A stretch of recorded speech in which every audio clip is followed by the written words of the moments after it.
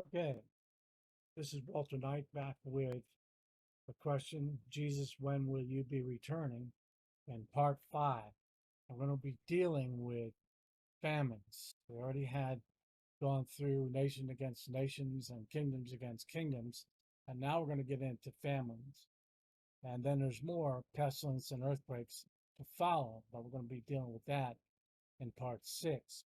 But right here, we're going to deal with part five, which is famines. And we want to take a look at the verse in Matthew chapter 24, verse 7b. This is, for nation shall rise up against nations and kingdoms against kingdoms, and there shall be famines and pestilence and earthquakes in divers places. And then continuing on in chapter 24 and verse 8, all of these are the beginning of sorrows. Now you may begin to understand that mass famine throughout the world is going to cause some real panic. And we're going to get into that. We have already dealt with nation against nation, kingdoms against kingdoms, and how we will be now we're beginning to deal with the devastation that these battles between nations and kingdoms actually causes all over the world. So let's break it down. And just to point out something here for you so that you know for sure how this is going to happen. This is very important when speaking to the things that must happen before the Antichrist comes on the scene. Antichrist is not here yet, but all this devastation is. Kingdoms against kingdoms, nations against kingdoms, tremendous famines, and the like. So, nuclear famine is the second thing that happens here. And the IPPNW publication to address this global health and environmental consequences at a nuclear war using only just a fraction of the more than 15,000 nuclear weapons that are around the world. This is just a small fraction, barely any, and it will cause tremendous devastation. Now, like a nuclear war would have devastating effects on the world's food supply and many of the aspects of life worldwide, we won't know where to turn. And trust me, we'll turn to the one who wants us to. And that would be the Antichrist. You're thinking that way. Okay, so we have to get into each one of these, but we're going to be dealing with famine first and what that means to the world that is existing during the time kingdoms rise against kingdoms. It causes great famine. So let's get started. Famine. This is just a snapshot of what can be expected when nuclear war has occurred.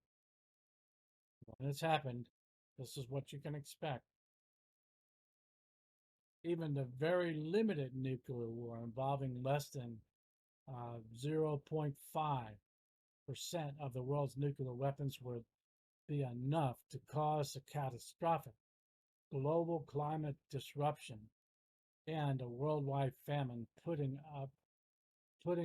up to 2 billion people at risk. Now, they say there's 9 billion people on the earth now. Yeah, maybe. I don't know how many there is. But 2 million more people, 2 billion more people being put at risk is very high. Dr. Iron Halfan, he's the IPPNW co-president. He says, or he states this, that what the state of the world would be like after a new nuclear war has broken out. And he goes through it kind of step for step.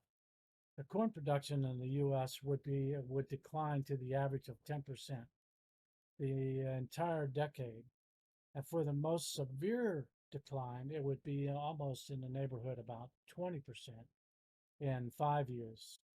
The soybean production would decline to about 7%, with the most severe loss more than 20% in 5 years. So the world would be at a significant decline in the middle season of rice production in China. That would almost be cut in half or more. There's four you have during the first 4 years of rice production would decline almost an average of 21%. And then over 6 years, it would decline to an average of 10%. So it'd be severe loss of food at this particular time, the nuclear war breakout. So what are we saying here? We're saying that the increase of food prices would make it almost inaccessible to hundreds of millions of people worldwide, the poorest of poor. They would literally be almost impossible to get food. Not impossible, but very difficult. And that's the reason why Jesus said it's the beginning of sorrows in verse 8. He said, even if agricultural markets continue to function normally, 215 million people would be added to the rolls of the malnutrition, the malnourished over the course of a decade. So just 215 million people, which is far more than half of the United States, they would be added to the rolls of malnourished people over a decade. And the significant agricultural uh, shortfalls over the extended period would almost certainly lead to panic throughout the world. I mean, people would just literally almost kill for food. There would be panic and hoarding to an excessive amount, and it would be international and scale. So further reduction, making it inaccessible food or having access to food would be very difficult. Now, the 925 million people in the world who are already chronically malnourished, would a baseline consumption of 1,750 calories or less per day would put at risk by a 10% decline of food consumption, according to Dr. Ira Halfand. So you can see how this would devastate the impact on the earth and the supplies of food on the earth.